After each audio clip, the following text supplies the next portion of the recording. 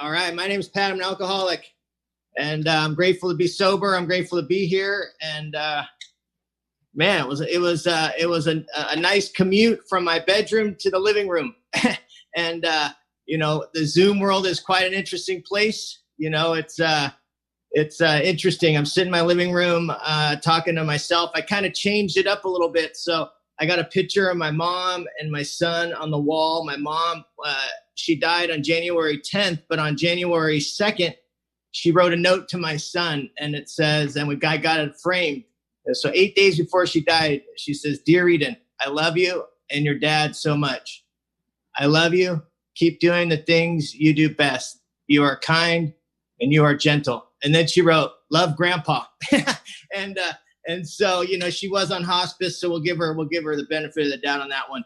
And but I want to thank Carl for having me. I want to thank Jason Johnson for asking me, who didn't show up. Thanks, Jason. And make sure to give him hell, will you, Carl? And I want to thank my friends for showing up. I got a lot of private messages here, so if I didn't respond to you, I'm sorry. A lot of text messages. I turned it on airplane mode, so I couldn't respond there either. But I did get your love. I appreciate it. It's awesome. My mom. Every time before I spoke, my mom would always say, "Make sure you tell them the truth." She would call me right before, and a lot of my friends sent me that tonight. And I love my friends from the 502 Club. I love Alcoholics Anonymous. I love Alcoholics Anonymous so much, and I have a beautiful life as a direct result of Alcoholics Anonymous. And if you're new, I want to welcome you. I want to welcome you to Alcoholics Anonymous. It's sharing, to be able to share what Alcoholics Anonymous has given to me internally, which is spiritually, it's like me trying to explain the taste of a banana. You ever do that? You ever try to well, anyways, it's really difficult, but I'm gonna do the best I can. Joe, I want to thank you for recording. Thanks for not recording the video too. When you said something about recording the video, I thought, man, I better go. I don't know. Did I not shave? Did I not do something right? I got to fix my tie. I got all insecure. And so, but I want to thank you for recording. And let me think. I think that's it. I'm gonna scroll through here and look at you guys. And Lindsay, I was wondering what those things were in your background. You know what I mean? And then I realized they're money baskets, and I thought, man, that's really creative. And so I saw yours. I said, well, I'm gonna try to get creative too, and I got mine. So here we are, being creative ones. I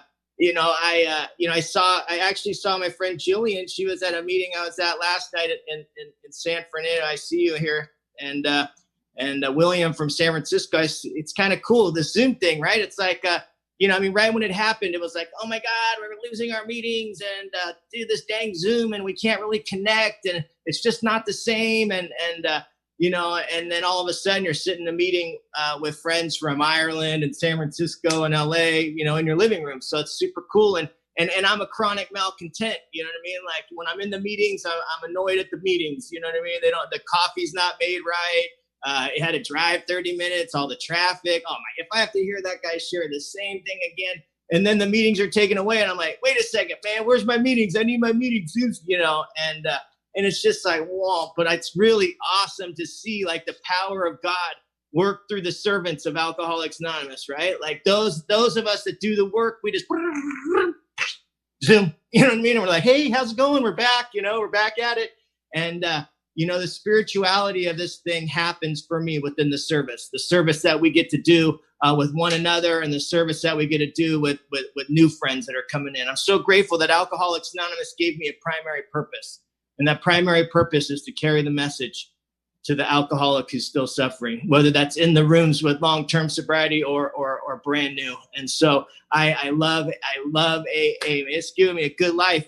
You guys see my picture, and you can see me over there. And my first AA meeting, I was 11 months old. My mom, obviously, she had a drinking problem. My mom was being sentenced to prison for 10 years ago, the rooms of Alcoholics Anonymous. And she sat in the courtroom, and the judge is like, you're going to prison for 10 years. And then he's like, oh, or you can go to AA. And my mom's like, well, what should I do? Prison? And the attorney's like, go to AA, and she's like, oh, I'll go to AA. And she didn't go to Alcoholics Anonymous right away. It took her some time, but the first 11 months of my life, I sat in a seat, where they carry the kids in, on a pool table and a smoke-filled bar. And my mom got pregnant in the blackout. And I used to say a lot, like, I'll never know who my dad is, because she got pregnant in a blackout. But recently I just got some information about my dad. Ancestry DNA is a great thing. And what happened was my mom slept with the owner of the bar, and then here it even gets crazier is so she sleeps with the owner of the bar, and then I'm born, right? And so he invites my mom and me to live with him. Well, I find this information out because this lady sees one of my business posts in North Carolina, and she Facebook messages me and says, "Hey, are you Patrick? Sandy Sandoval's my dad, and Aunt Margaret's my mom." And I'm like, "Wait a second, this is my sister." And so I get on the phone with this lady, and she's my sister, and her mom, which my mom, slept with basically he cheated on her with my mom, is my godmother. You know what I mean? So it's crazy. You know what I mean? And so I come to Alcoholics Anonymous at 11 months old, and I'm grateful that Alcoholics Anonymous allowed my mom to come. And I'm grateful for the women in Alcoholics Anonymous, because you guys just scooped me up. You know what I mean? You brought all the crayons, you brought all the toys, and you allowed my mom to recover. And I would be in the other room with you, and you'd take care of me, and I'd run around AA, and I could recite the all the readings that we read tonight. Like, I could recite them. I mean, I held hands at the end of the meeting. I was keep coming back, kid. I was like the poster boy for AA. I would go to all these campouts and conventions, and the Southern California Convention of the Town and Country, and we just cause havoc at that thing, and our parents would be recovering in the meetings, and we would cause trouble, me and all my little friends from AA. And I love growing up in Alcoholics Anonymous. I mean, the unconditional love that I feel in this little Zoom deal, with my friends, and the connections that I have, is the love that I was raised with. Like, love has nothing to do with alcoholism. Knowledge has nothing to do with me becoming an alcoholic. Growing up without a father has doesn't create me to be an alcoholic. It just makes for an awkward life. You know what I mean? Because I'm like awkward poopy pants kind of kid. I'm like the kid that I'm just like so anxious, right? I mean, you could probably already tell how anxious I am naturally. You know what I mean? I'm just like, you know what I mean? And as a little kid with no solution and no tools, I'm just like, whoa, vibrating off the windows, I'm vibrating off the walls, vibrating everywhere, and I remember I would sit outside my mom's apartment, and I'd look out my bedroom window, and I would see the lights coming down the hill, and I'd wonder if that was my dad. And the car would turn right, and it wouldn't come inside, and I'd sit there, and I'd see another car, and I'd think, there's my dad, and the car would come down, and the car would make a right, and it wouldn't come into my house. And I had established this belief system as a little kid that I wasn't lovable, that my dad didn't want me. You know what I mean? It was my perception. That was my perception. Another perception that I had was that my mom, we would go to an AA meeting, and we'd walk in there, and everybody would be like, "Oh, Patt O." And she would like light the room up, and everybody would be excited. She had a huge smile on her face, and chatty, and they'd get the newcomer, and they'd go to Denny's after the meeting and chatty for like hours on end. I mean, they'd stay there till like 2:15 in the morning, drinking coffee and smoking cigarettes and chatty. And then anytime like I got in the car with my mom, it was the quietest car ride home.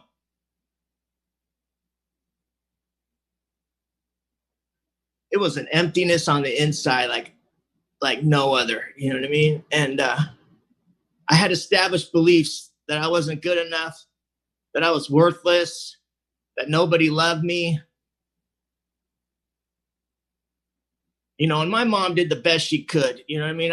I've been able to do enough work in Alcoholics Anonymous to like really look at the truth, but my mom was thrown through a plate glass window when she was a kid by her father. My mom took the emotional, physical abuse from her father on a daily basis, and I've been able to forgive my mom, to truly understand, but as a little guy, none of that makes sense. As a little guy, not feeling loved, it just didn't make sense. And, my mom did the best she could. She put me in camp. My perception, my mom would put me in YMCA camp, and I felt like I was getting thrown away. Like my perception was that my mom was just getting rid of me, and what I've come to learn is that my mom always wanted to go to camp when she was a kid.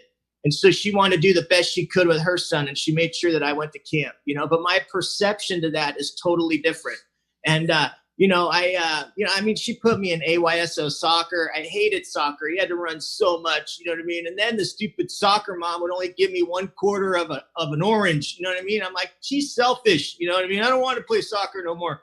And, I played basketball. Lynn Wilder was my basketball coach. The old timers remember Lynn Wilder, but Lynn Wilder, man, he wore those plaid pants and he yelled, "Rah, get out of the court, God damn it," screaming at us up and down the court, and I'm not like the basketball kind of guy, you know what I mean? Like I'm like, I'm lazy is what I am. You know what I mean?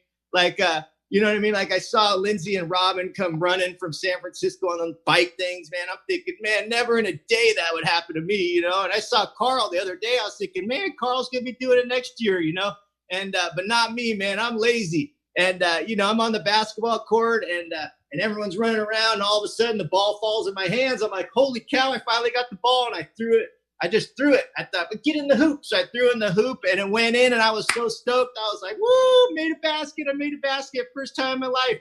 And Lynn Wilder's like, God damn it, we were on defense. You know what I mean? It was like, oh my God. And like, that's just how it was. Like, I'm just like awkward. I'm weird. I screw everything up. I'm unlovable. I'm not good enough. And at 9 years old, I took my first drink of alcohol. And thank God for alcohol. I'm a firm believer that alcohol kept me alive.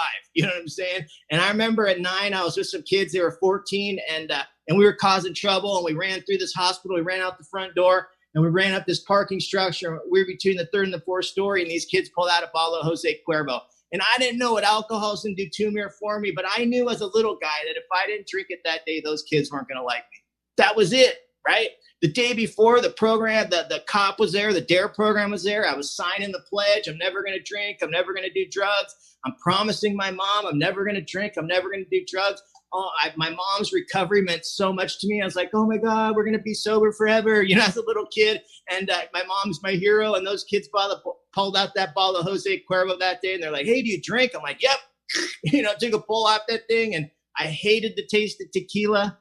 And I spit it out. And what happened for me was I was overcome with fear, and that fear in that moment told me that I was never going to be like the rest of my life. So the bottle came back around and I thought, man, I hope I get that thing again. And I remember getting it the second time. And I remember putting that thing back and I remember talking myself into holding it down. And I remember holding that tequila down and I didn't get drunk that day, but I can tell you the exact effect alcohol has on this alcoholic body was all that fear went away. In that moment, I felt like I connected to those kids, right? In that exact moment, I felt a part of. In that exact moment, that was it. And I'm not one to say that alcohol stopped working. Alcohol always gave me that effect. All the way until I came to the rooms of Alcoholics Anonymous. And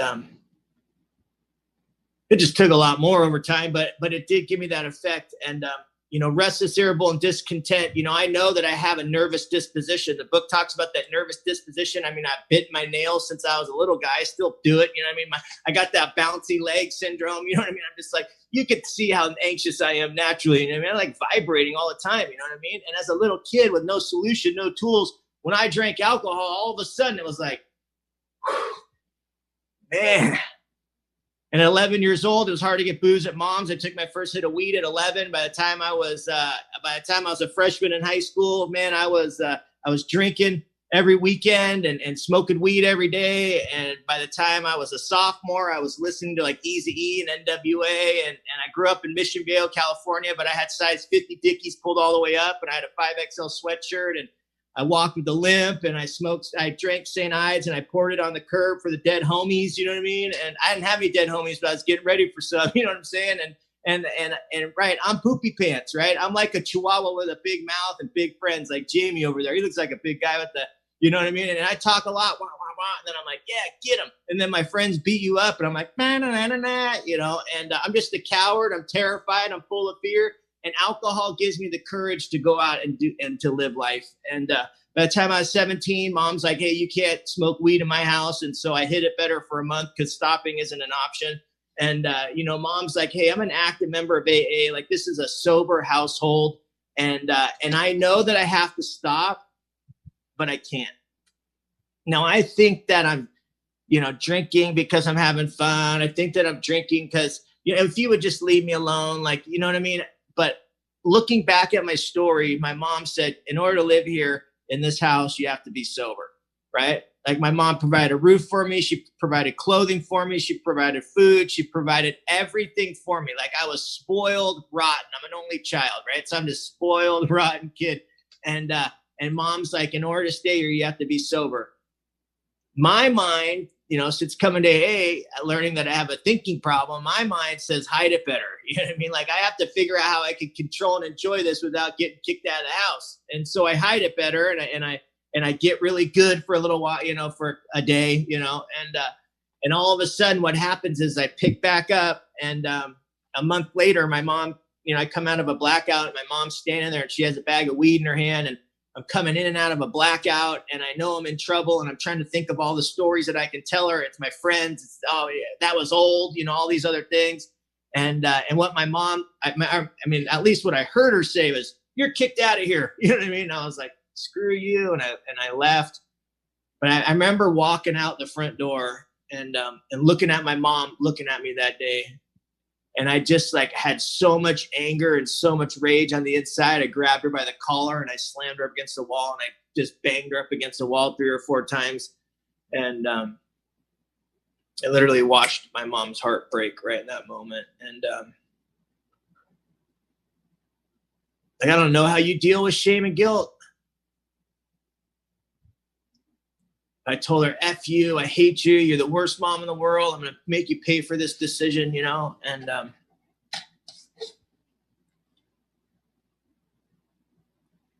love my mom more than anything. Like, the last thing I want to do is hurt my mom, and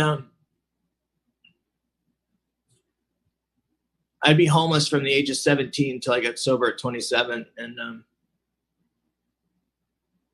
I've already identified my alcoholism, right? Like, when I put alcohol in this body, right? Like, it alters and changes my perception of life. When I drink alcohol, it allows me to have the courage to go out into life. When I'm faced with when I'm faced with having to take it away, right? I try to control, I try to figure out, I try to make it happen so that I can continue to do it without having the consequence that I know that's going to happen. And I was 17 years old, though I didn't know what alcoholism was, though I didn't know that when I put alcohol into my alcoholic body, I lost the power of choice, right? Because I would try to get it together. I would try to go to college and say, this time it's going to be different, right? And I'd pull it together. And all of a sudden, I would have this idea that says, you could just drink 122 ounce, right? And I drink 122 ounce, and all of a sudden I'm back at it, right? I don't know that I have a disease of the mind, right? I don't know that I have a progressive illness. I don't know that it's going to get worse, never better. I just think that I'm drinking because I want to drink. And so what happened for me was, I went on Grateful Dead tour. After I got kicked out, I was I went down and started growing dreadlocks. It's called not showering or brushing your hair. You know what I mean? It's a style, but not for this guy, right? I remember I started balding, and my dreadlocks right here were hanging on by a couple threads. You know what I mean? Of hair. I was like, oh, maybe I don't want to be Bozo the dreadlocks, so I shaved them off, and and I didn't, I just lived that lifestyle. In 1995, when Jerry Garcia died, I thumbprinted crystal wash LSD and fried for 49 days, and I remember 20 minutes of it. And I came out of it in San Francisco, and I was hooked on a lot of other substances, and I would call my mom and tell her I got in an accident and I needed help, and my mom would wire me $150, and I would call her and tell her that I needed to try to get a job, and she'd wire me money, and I had all these, these ideas of what I was going to do, and she'd wire me money week after week after week after week, and I'd try to pull it together, and I couldn't do it, and I tried to pull it together, and I couldn't do it. I didn't know that I had alcoholism. I didn't know that I had alcoholism. And so my mom started getting a little worried about me, and she would say, just, hey, why don't you go to a meeting, or I was living in San Francisco, and she'd send some friends that she knew from San Francisco to come. Well, I didn't know they were 12-stepping me, but they would come take me to dinner, and then, take me to a meeting, and then I would go try to go to meetings on my own. And they would ask for out, are there any newcomers, and I know I raise my hand, and I say, my name is Pat, and I'm an addict, and you know how they are in AA. I mean, they're like, there's an addict in our room. Let's get him out of here. You know what I mean? And I leave AA, and I flip you guys off. And Joe from Illinois never came following Angry Guy out, and hey, Angry Guy, here's a big book, and I go out there and I die, and I come back to AA, and I don't identify as being new, and I leave AA, and I go to AA, and then they, already newcomers. Oh yeah, my name is Pat, and I'm an addict and alcoholic. And then, I don't know who someone else, some old timer, be like, some are sicker than others. Put $2 in the basket, and it's like, oh my God, what I'm saying? Like, and good thing I have to put $1 for every program I qualify for. I'd be broke, what I'm saying? And but I leave AA, and I slam the door for effect, and no one ever followed me out and said, hey, angry kid, why don't we go to Denny's and let me tell you my story, and I go out there and I die. And I'm sure that I tell this story in retrospect, and I can make fun of it, but it was tough, like going in and out of Alcoholics Anonymous, not understanding what was wrong with me. You know what I mean? And I'm sure, and I know that the good folks from Alcoholics Anonymous were kind and were loving to me. But this is my perception. Like, if you're new, like, I have a perception problem. My perception to life is it's altered, and just like it's like the chronic malcontent, right? It's like you're in the meetings and you don't like them, and then you go to Zoom and you don't like them, right? It's just like that. It's like and everything's against me, and it's not the right kind, and it's not the right fit. And I go in and out of Alcoholics Anonymous, and what happened for me in 2000, I went to treatment. If you're in treatment, it is good. You know what I mean? They gave me some little pellets to not feel anxiety. They gave me some little pellets to sleep, and it was very comfortable in treatment. And I left treatment. I basically fell in love with a girl in treatment. I know no one else fell in love in treatment. We had the same sobriety date. We went to the same treatment center. It was completely God's will that we were together, and I came to believe that there was a God, and I didn't know that it was her. I thought it was God, but it was definitely her.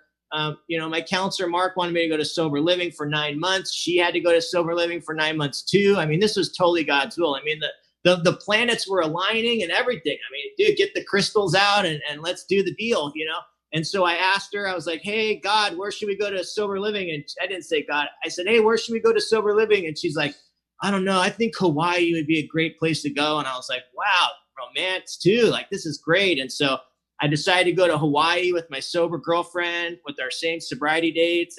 And I was happy, joyous, and free. And I was like, man, this is going to be amazing. And like, I truly believe like this was the deal. Like, I truly believe like I could have taken a lie detector test. Like, I was going to stay sober the rest of my life with my sober girlfriend. We were going to have sober babies. We were going to be sober, married, the whole deal. And I got out of treatment, and I got on the plane to go to Hawaii to be with my sober girlfriend, to go live in sober living. Right.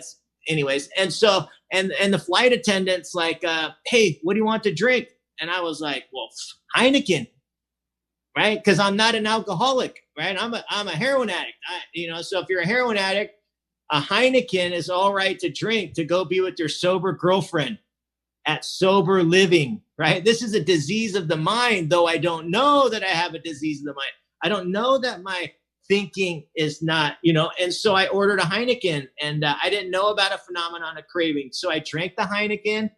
12 or 13 Heinekens later, I landed in Hawaii. Oh, man. You know what I mean? And man, I didn't know what was about to happen, but she never made it to treatment to be with me, drunk guy, and she ended up actually overdosing and dying, and I never got to see her after treatment. And but that started off. Took me 2 years. I got back to the rooms of Alcoholics Anonymous, you know. And when I was in treatment, they introduced my mom knew about Al-Anon already, but we had to do a family program, so she started trying to attend Al-Anon. And what happens, like, if your loved one goes to Al-Anon, the language changes. You know what I mean? You call for money, and they're like, no, no. And so they're like, yeah, no's a full sentence. You know what I mean? I'm like, oh my God, no, or I'm going to set a boundary, you know, oh my God. And I would be like, Mom, if you want to kick me out of the house, I wouldn't be in this situation. It's all your fault. And she goes and wires me the money, and I would just poke and prod and push. And my mom worked in treatment for 38 years. My mom taught families how to not enable, and she was my biggest enabler, you know, and because she was terrified she was going to get the call that I bled out and died, you know. And it took me 2 years. I got to the rooms of Alcoholics Anonymous. I manipulated her to get me back to the mainland. And the last year and a half of my drinking was downtown LA on Skid Row. And I remember coming out of a motel. I was sexually assaulted by 3 men. I came out of a hotel, and I didn't know if it was 5:30 in the morning or 5:30 at night. And I knew that if I could get to the liquor store to get a pint of tequila, everything would be all right. And I remember getting down to the liquor store, and there was like, I don't know if there was a group of guys outside, and we were all walking in circles. And I'm telling myself that this time is going to be different, right? If I could just, you know, drink the alcohol and not do those drugs, then everything would be all right, you know? And it was 5:30 in the morning because we were sitting there waiting for that alcohol, and I'm shaking, and I'm vibrating, and I'm full of shame, and I'm full of guilt, and I have that remorse, and I have that terror, and I have that self-hate. I'm trying to get the visuals out of my head. And I remember that the lady coming up to the door, and she turns and there's 2 locks. If you've been in a liquor store at 5:30 in the morning, you know what I'm talking about. There's 2 locks. There's one at the handle and one up top. And I remember clicking the one at the handle, and I watched her hand, and she clicked the one on the top, and the door just went just a little bit. And right when the door opened, I had that sense of ease and comfort, knowing that I was that close to that pint of tequila. And I remember walking in there, and I get that pint of tequila, and I walk out, and I take that cap, and I throw it, because who needs the cap, you know? And I gulp, gulp, gulp. And all of a sudden, I get that sense of ease and comfort that the book talks about. And everything's all right. And all of a sudden, I'm back down the street doing the same things I was doing. Back knocking on that same motel I crawled my butt out of, knocking on the door, begging to come back in. And this would happen over and over and over and over again. And when I came to on October 23rd, 2002, I was laying in bed with a dude. I had no clue who he was, but knew what I did the night before to get what I needed to get. And shame and guilt, remorse, fear and isolation, loneliness, self-hate, remorse. And when I came to, the first thought every morning was to get a pint of tequila. And right when I thought about a pint of tequila, I had this internal voice that said, call your mom and ask for help. And I called my mom. I said, Mom, I need help. I can't do this anymore. And my mom on the other end of the line said, Patrick, I can't help you anymore. She said, stay where you are, and someone from AA will come and get you. If I come and get you, I'm going to end up killing you. And she hung up on me, and these 2 goofy dudes from AA came. And you know the guys that are on fire for AA, like the guys with like a year, 2 years sobriety? The guy came in, he goes, my name's Jack, I'm an alcoholic. And I was like, whoa, vibrate. So the other guy, John, he was on a walker, man. He was like on his last leg. Literally, he's like, hi, my name's John. I got 90 days sober. I was like, yeah, you're about 99 years old. I mean, I thought that in my head. I didn't say it out loud, right? Because I'm terrified of what you think of me. So I don't say the things that I think. I just, and that they were like, come with me, kid. And I got off the bed, and I followed that guy. I was sexually assaulted 12 times. I never met my father. I never trusted men my whole life. The grace of God entered my life. I believe that when I asked for help, I walked into God's grace. And when I walked into God's grace, God carried me through. And if you're new, sitting in this meeting tonight, you've walked into God's grace. And I'm so grateful for that man, Jack, who was on fire for AA. Because I personally think he had nothing better to do but to hang out with me, dude, because he was there all the time. He's like, we're going to go to the AA potluck. You're going to work steps. You're going to go to this meeting. You're going to be a service here. You're going to do this. You're going to do that. And it was like busy, AA here, AA. And I didn't have it in me to tell him I'm not doing that, Jack. I was just like, oh, okay, because I want Jack to like me. So like, okay, well, we're gonna go do that, And this guy was on fire for AA, man. He was like, we're gonna go to the potluck, and I'm thinking, I don't want to go to the potluck. He's like, yeah, you're gonna help. You're going to help Kelly. She's the hostess of the house, and then you're going to clean dishes for her. And I'm like, I don't want to clean. I don't say this, but I don't want to clean dishes, And all of a sudden I'm cleaning dishes, and there's Kelly, and Kelly's like, what's your name? And I'm like, because I'm Poopy Pants, anxious guy. And I'm like, I'm Pat, and I'm just like, I want to get the heck out of here, man. I'm going to crawl out of my skin. You know what I'm saying? And then I don't know, man. It was like a week later, all of a sudden I'm at the Saturday night speaker meeting, and there's Kelly, and Kelly's like, hey, Pat, how are you? And I'm like, oh God, Kelly, no, get away. How do I get away from this lady? You know what I mean? How the heck does she remember me anyways? And then she like corners me, and then she's like, hey, how's it going? That's a lot. That's a pretty tall order to ask me how I'm doing. You know what I mean? I don't want to answer you, but all of a sudden I like pigeonhole her for an hour and tell her about all my problems for an hour. And then I kind of slipped up and was like, oh, how are you? And then I'm like, oh, why'd I say that? You know what I mean? Because I don't want to listen, And then Kelly tells me her problems. And then a week later, all of a sudden I'm at another, I'm at the H&I chili cook-off. That's where I want to be, the AA chili cook-off, and because it's just awkward. It's weird. I don't like people, man. I'm awkward, poopy pants, anxious guy. You know what I mean? And there's Kelly. Hey, Pat, how's it going? And Kelly comes running on over, and I'm like, oh, Jesus, man, this Kelly lady, she's wackadoodle, and then all of a sudden she's like, oh, hey, and then she remembered all my problems. I mean, she remembered the sober living and the make-believe girlfriend I made up, you know what I mean? I mean, I was really in love. I really thought she was my girlfriend, but, and she remembered all my problems, you know what I'm saying? And I was like, oh, wow. And I remember what it felt like that somebody else cared enough to remember about my life. And I learned how to have friendships and relationships, That guy, Jack, took me through the steps, He talked about alcoholism, but he didn't lecture me. He said, hey. I said, what? He goes, hey. I said, what? He said, hey. And then he goes, chicken butt. I was like, oh, it's like, oh, God, this is weird. This guy's a freaking weirdo, you know what I'm saying? And then he's like, hey. And then he started telling me, it's like, Pat, he's like, I remember this one time I drank and I went to the hospital. I was like, oh, okay, cool. And this other time I drank and I went to the hospital. And I was like, okay, cool. On this other time I drank and I went to the hospital. And I was like, okay, cool. And then I'm thinking, I hope he doesn't tell me another story about going to the hospital. And he's like, for like another 40 minutes, I drank and went to the hospital. And I go, okay, cool. Yeah, okay. And he said, Pat, what happens to you when you drink? I said, why don't go to the hospital? He goes, where do you go? I was like, I go to jail, dude. What do you think? And he said, Pat, you go to jail? I go, yeah. He goes, why do you pick back up? I said, I have no idea. And he started telling me story after story after story about all the things that he would do, all the things that he would tell his head would tell him that would take him back to alcohol. And I said, you know what, Jack? I said, it's quite interesting because when I'm in jail, alcohol's never my problem. He goes, really? I go, yeah, man. H&I comes and I connect with those guys from AA and I go to church and I find Jesus and I'm never going to drink. I'm never going to use drugs. And I go, but right before I get out, my head tells me or something tells me, Pat, you're not an alcoholic. Like, just don't do heroin. You're all right. And so I drink and then I'm back doing the drugs and I'm back in jail. He said, really? I go, yeah. He goes, what happened that time? I said, well, crack cocaine was a problem. Speed was a problem. Alcohol's never a problem. So I always drink. And he goes, you always drink? I said, yeah. And then he goes, and you always end up back in jail? I'm like, yeah. He goes, I don't know, Pat. He said, but he said, you might be alcoholic. And I sat there that day and I thought, you know what, Jack? I said, I think I'm alcoholic.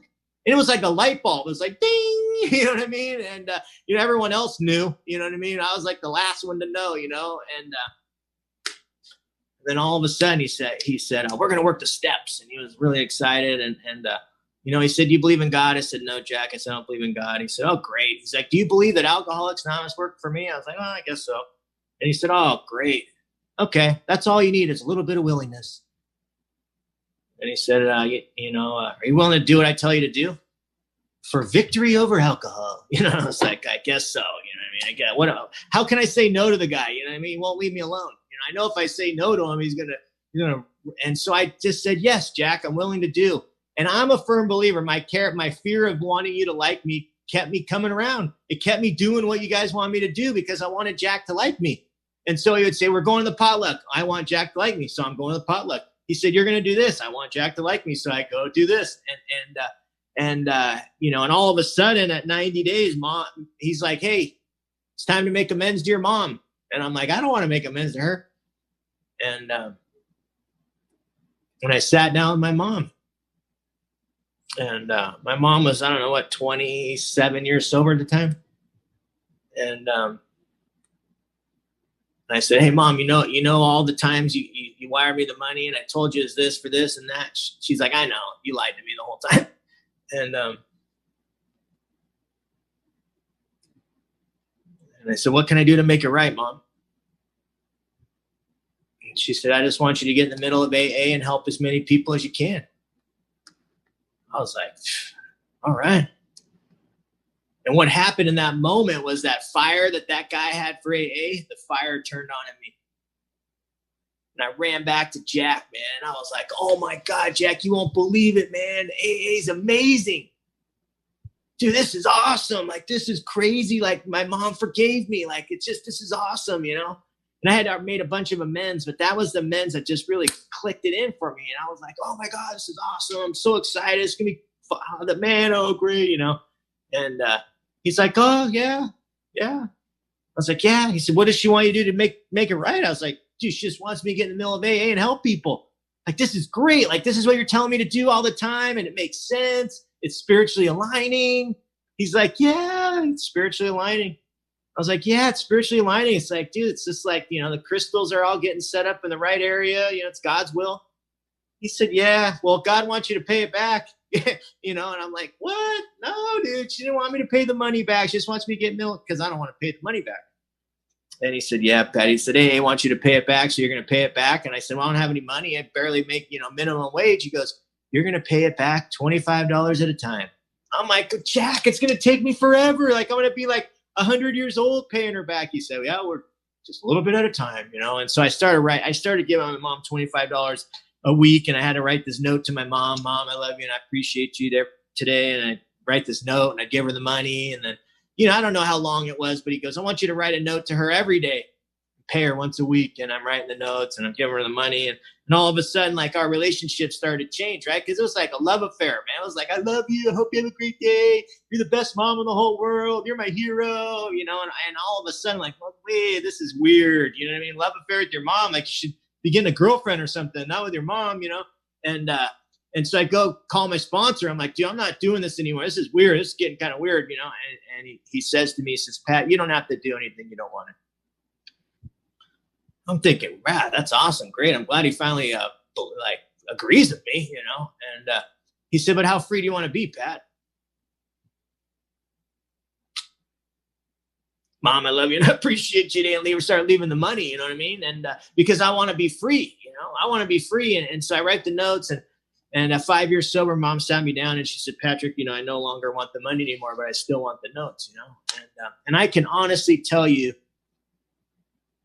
that just about every day, I either wrote my mom a note, sent my mom a card, sent her a text, called her, and told my mom I loved her and I appreciated her. Just about every day until my mom died, And I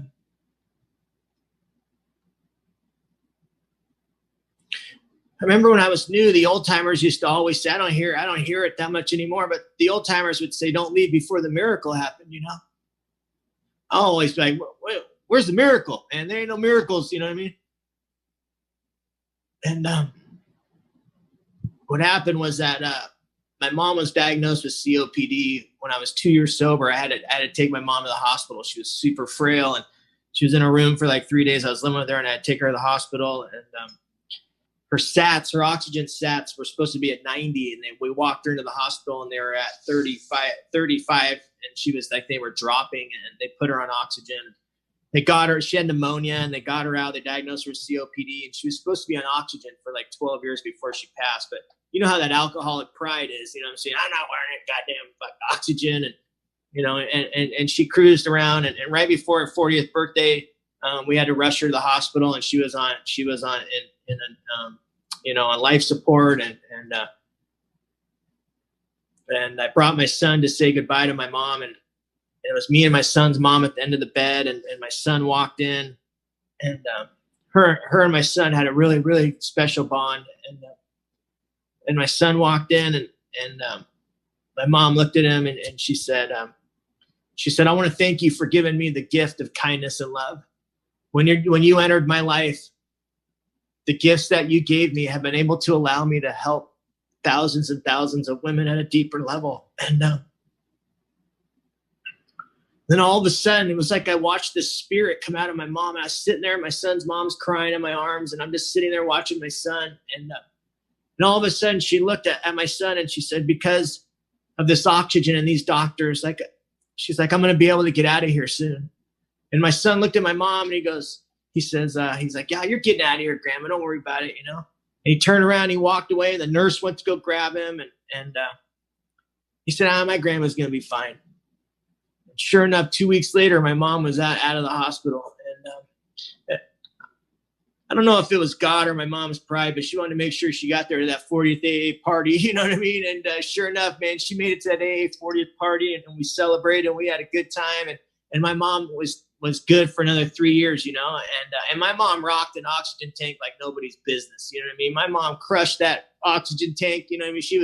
She would trudge that thing everywhere. She didn't like taking pictures with it for a while, but she was just crushed it, you know. And you know, and every Monday I would take my son to dinner with my mom, and you know, and I would drive from Mission Viejo to Fullerton at rush hour traffic, and it was, you know, an hour drive there and an hour drive to bring him back, to sit with her for 45 minutes for her to bark at me. You know what I mean? My mom was like hugging a cactus. You know what I'm saying? She was kind of, you know, uptight, and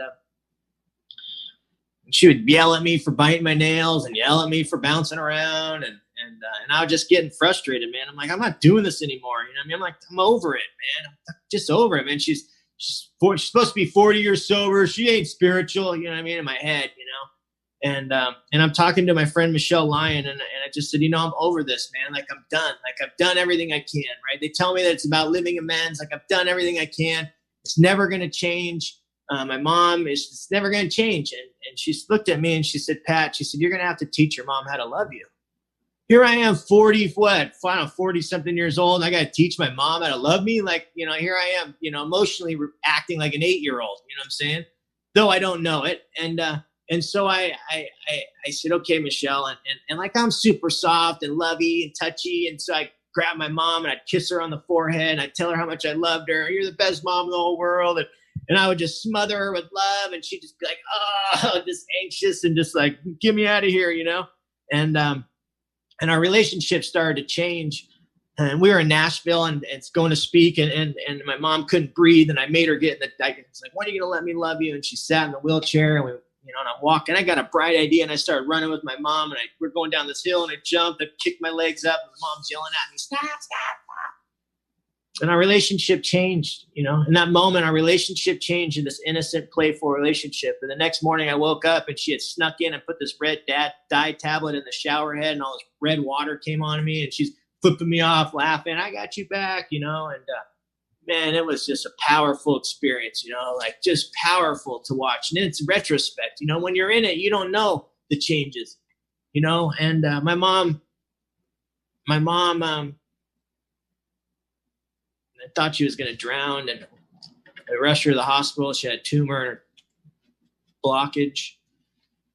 You know, those that a lot of people don't know, but my mom was operating on 30% of one lung.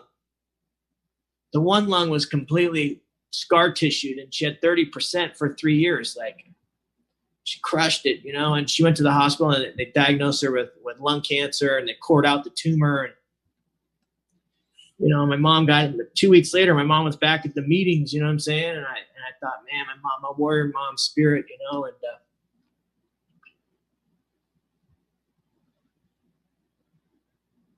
I went to go speak in Seattle, and I didn't want to do it. I didn't want to miss my mom's last breath. And because I heard all you guys, all this, you know, I'd hear people say, you know, come to the podium at my home group, and they'd say, the greatest gift that Alcoholics Anonymous gave them was the gift of seeing their mom or their dad or their, you know, loved one's last breath. And I wanted your experience. You know, I always want your experience. Just tell me what I have to do and I'll do it, you know. I don't want my experience too painful, and so I'm praying in the morning. I said, God, what do you want me to do? Like, I have to go speak in Seattle, and I don't want to miss my mom's last breath. What do I do? And the message was clear. You need to go be a service to Alcoholics Anonymous. Well, I don't like that message. So I pray the next day and I get the same message, go be a service to Alcoholics Anonymous. And I don't like that message. And I call my sponsor by the third day. I'm like, this is what's going on. He's like, well, it sounds like God's telling you to go be a service to Alcoholics Anonymous. And I'm like, man, I'm not telling you anything.